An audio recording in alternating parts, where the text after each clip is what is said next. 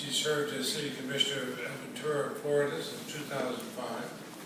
And they said the youngest person, first person of Spanish descent to hold that office. Also Vice President of the Board of Directors for NALEO, the National Association of Latino Elected and Appointed Officials. Weinberg, please go ahead. Thank you, Mr. Chairman, Ranking Member Grassley, and members of the committee. Thank you for the opportunity. Your microphone's on. There's a little button on the front there. It says talk. Oh, thank you. Give me those 10 seconds back. Chairman Leahy, Ranking Member Grassley, and members of the committee, thank you so much for the opportunity and invitation to submit my testimony here on the need to restore the protections of the Voting Rights Act. Mr. Chairman, as you mentioned, I am a Republican elected to serve on my City of Aventura as a nonpartisan in the City of Aventura in Northeast Miami-Dade County, Florida. I am the first, indeed, and still the only Hispanic to hold that office.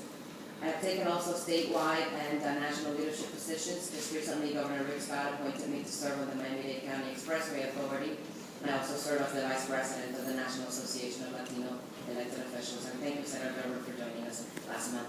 I'm here today to share with you my first-hand account of the critical impact of the Voting Rights Act in guaranteeing access to the ballot box. As a result of the recent Supreme Court case, I urge this committee to once again demonstrate a clear and principled commitment to equal voting rights for all Americans, regardless of race, language spoken, and to also act swiftly to restore the protections. Whether to maintain Voting Rights Act, it's not a partisan issue. It's a nonpartisan issue. It's an issue for all Americans, whether Republicans or Democrats. All Americans strongly believe in fair and equal electoral opportunities. My experience serving as an elected official in South Florida has afforded me the privilege of being personally acquainted with how, absent a proactive impartial check, election policies may disenfranchise ethnic and language minority communities. Ever since I moved to Florida from Puerto Rico in '86, I've had a front row seat to observe how the unfortunate repeated attempts to adopt and implement policies that continue our national history of putting racial, ethnic, and language minority voters at a disadvantage. Two main incidents come to mind. Number one, Osceola County in Central Florida is one of many counties that have maintained an at-large election system for its commissioners. Only when its voters elected to switch to single-member districts was the first Hispanic commissioner finally elected. In reviewing the county's election law changes, the Department of Justice identified that the commissioners favored a return to at-large elections, in part because they recognized that the substantial growth of the county's Latino population would lead to Latino voters electing candidates of their choice.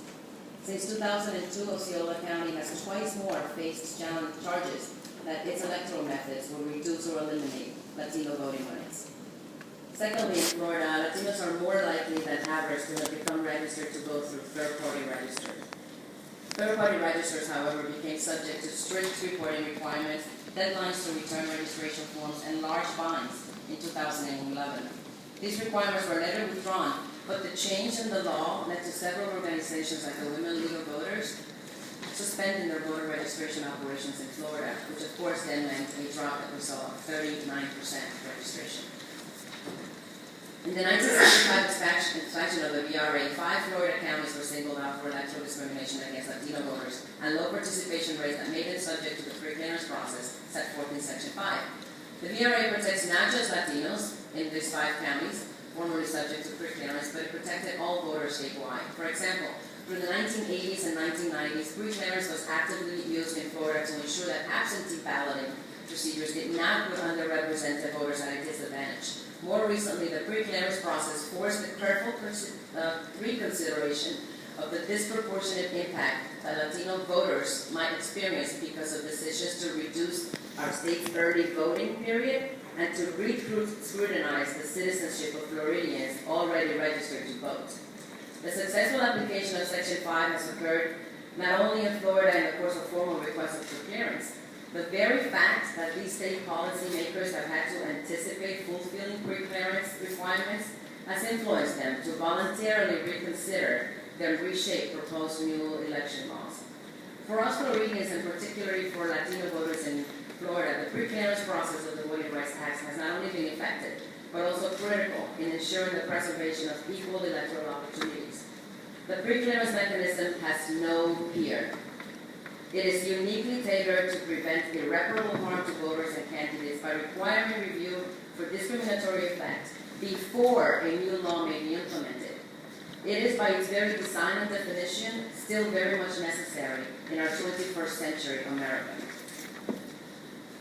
On a personal note, I arrived in this country as a native-born immigrant. That is to say, I am one of millions of Puerto Ricans who leave the island for the mainland for a better life.